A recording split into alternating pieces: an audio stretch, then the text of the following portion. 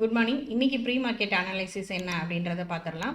நேற்றுக்கு Nifty 82 point பாசிட்டிவாக 25,574 அப்படிங்கிற ப்ரைஸில் க்ளோஸ் ஆகிருக்கு.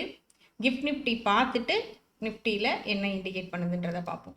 கிஃப்ட் நிஃப்டி இப்போ வரைக்கும் ஒரு 58 பாயிண்ட் பாசிட்டிவை இண்டிகேட் பண்ணிகிட்டு இருக்கு. ஸோ அது வந்து நம்ம மார்க்கெட்டில் ஒரு கேப் அப் ஆகிறதுக்கான வாய்ப்பு அதிகமாக இருக்குது.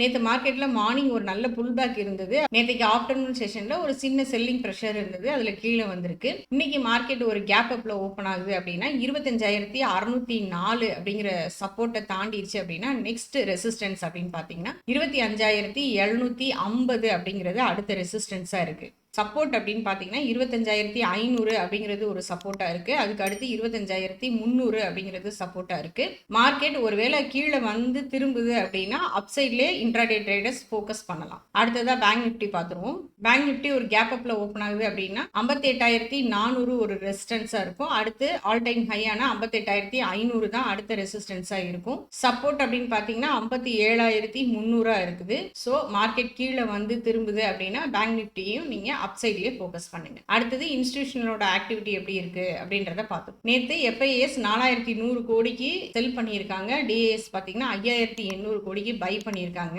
ஃப்ரைடே எஃப்ஐஎஸ் பார்த்தீங்கன்னா 4,500 கோடிக்கு பை பண்ணியிருந்தாங்க. ஸோ வந்து நேற்றைக்கும் மார்க்கெட்டில் அவங்க வந்து பையிங் சைடு வந்துருவாங்க அப்படின்னு எக்ஸ்பெக்ட் பண்ணோம். பட் 4,100 கோடிக்கு அவங்க செல் தான் பண்ணியிருக்காங்க. இன்னைக்கு இன்ஸ்டிடியூஷனல் என்ன பண்ண போறாங்க, மார்க்கெட் எப்படி மூவ் ஆக போகுது அப்படிங்கிறத பொறுத்திருந்து பார்க்கலாம். தேங்க்யூ.